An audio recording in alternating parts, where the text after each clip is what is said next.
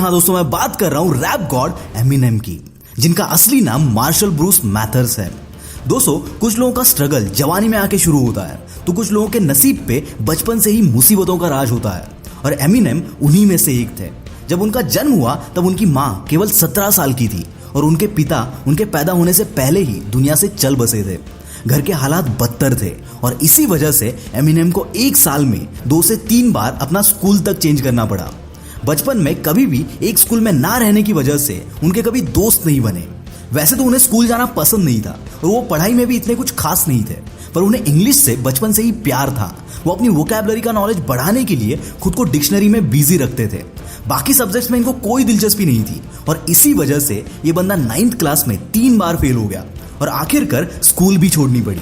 अब सवाल था खुद का पेट कैसे भरेंगे, और इसीलिए ये बंदा जो भी काम मिले वो करने लगा। जब एमिनेम अपने टीनेज में आए तभी उनका सामना रेसिज्म से हुआ। आगे जिस शहर में वो रहे वहां पर भी उनको रेसिज्म का सामना करना पड़ा।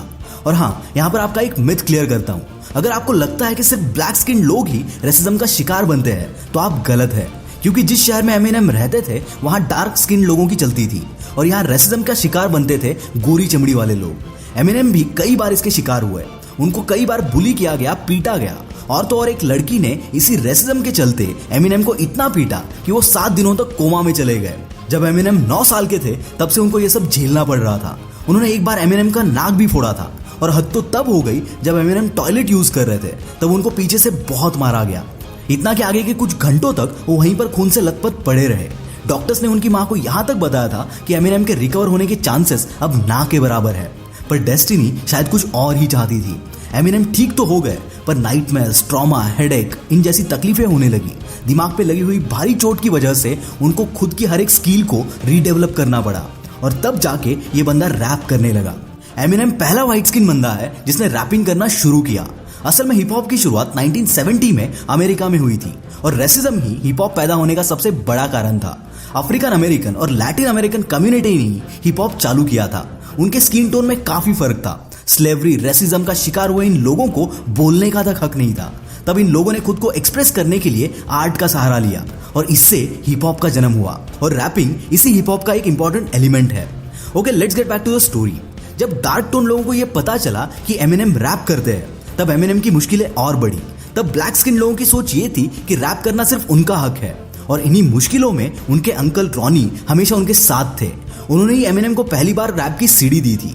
वो एमिनेम के लिए हमेशा एक मोटिवेशन रहे, पर आगे जाके उनके अंकल ने भी आत्महत्या कर ली। एमिनेम को इसका काफी सदमा पहुंचा, पर फिर भी इन्होंने अपना रैप करना नहीं छोड़ा।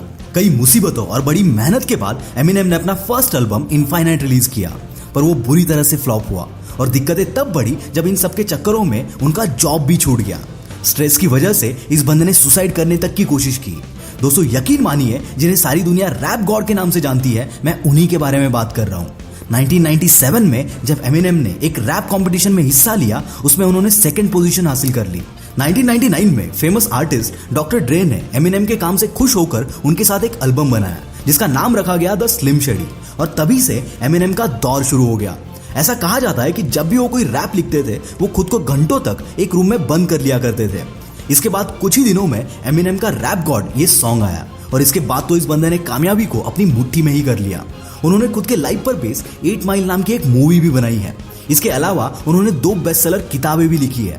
वो एक रैपर के साथ साथ सॉन्ग राइटर, प्रोड्यूसर, एक्टर और न जाने क्या क्या है।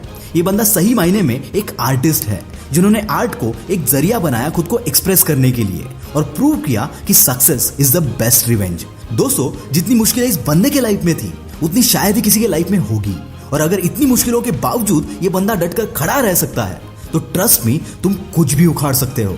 अगली स्टोरी आप किस पर सुनना चाहते हो कमेंट्स में जरूर बताना।